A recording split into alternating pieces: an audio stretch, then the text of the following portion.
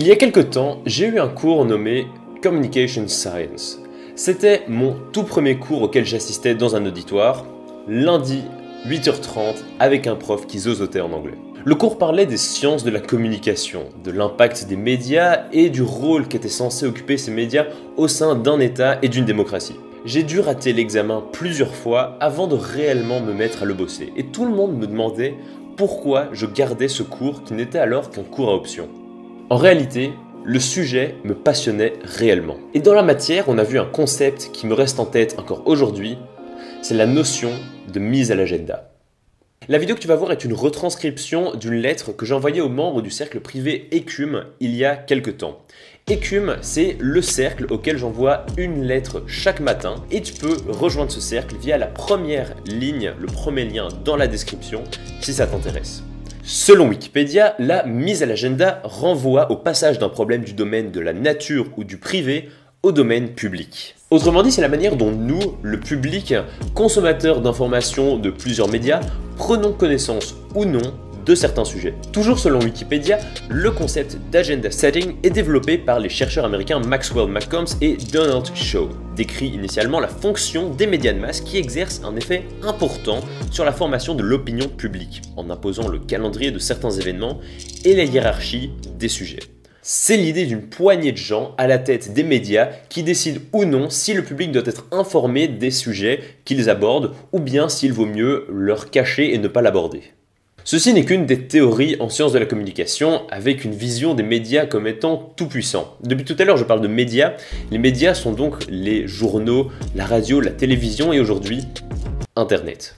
Aujourd'hui, dans le paysage médiatique actuel, si une information n'est pas traitée par l'un de ces médias, puis reprise par tous les autres, il y a de grandes chances que nous passions à côté d'un sujet. Rappelle-toi des feux en Amazonie cet été. Nous n'avons commencé à en entendre parler que 3 semaines après que ça ait réellement commencé. Une fois seulement qu'il y a eu une petite vague d'indignation sur Twitter, tout le monde s'est mis à en parler et ça a été repris par tous les médias.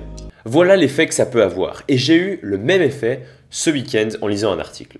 Et j'ai pris conscience d'une réalité qui me terrifie. Les Internet shutdowns sont une réalité dans plusieurs pays et ce, depuis plusieurs années.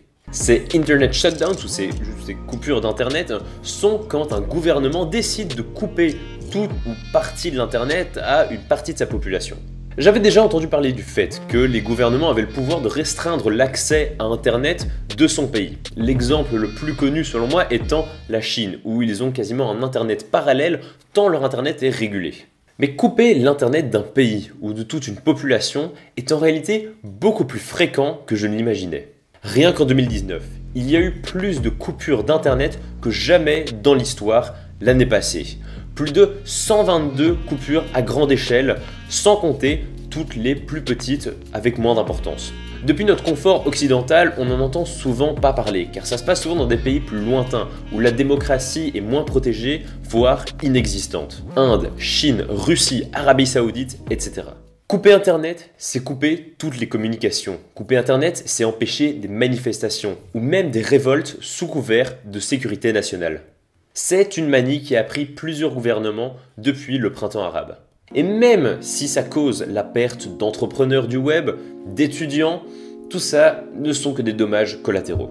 Et ce, même si les États y perdent plusieurs millions. Alors, pourquoi n'en avais-je jamais entendu parler ? L'accès à Internet dans le monde, la liberté de l'information, la neutralité du net, tout ça sont des sujets qui me passionnent. Et souvent, je saute sur le premier article que je vois traiter de ce sujet-là. Alors comment se fait-il qu'aucun algorithme ne m'ait parlé de ça avant ? Pourquoi n'ai-je jamais entendu personne de mon entourage m'en parler alors qu'on parle de la réforme des retraites à tout bout de champ ? Les coupures d'Internet touchent des millions de gens à travers le monde. Une coupure Internet dans un pays, c'est une entrave à la liberté de la presse, la liberté de l'information et c'est une entrave à l'un des droits fondamentaux les plus profonds. Car oui, depuis 2016, l'ONU a décrété que l'accès à Internet était un des droits fondamentaux. Selon moi, la réponse à ma question se retrouve dans ce concept, la mise à l'agenda. Pourquoi nous, occidentaux, serions-nous intéressés par les problèmes de gens à l'autre bout du monde ?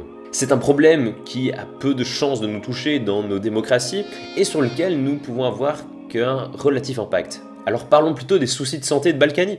Ce que nous consultons dans les médias n'est qu'un reflet partiel de la réalité. Notre cerveau humain n'est simplement pas capable d'assimiler ce qui se passe à chaque coin du monde chaque jour, quand bien même ça en vaudrait la peine. Il faut faire des choix, choisir délibérément d'ignorer certains sujets pour en mettre d'autres en avant. La question que je pose, c'est qui fait ces choix ?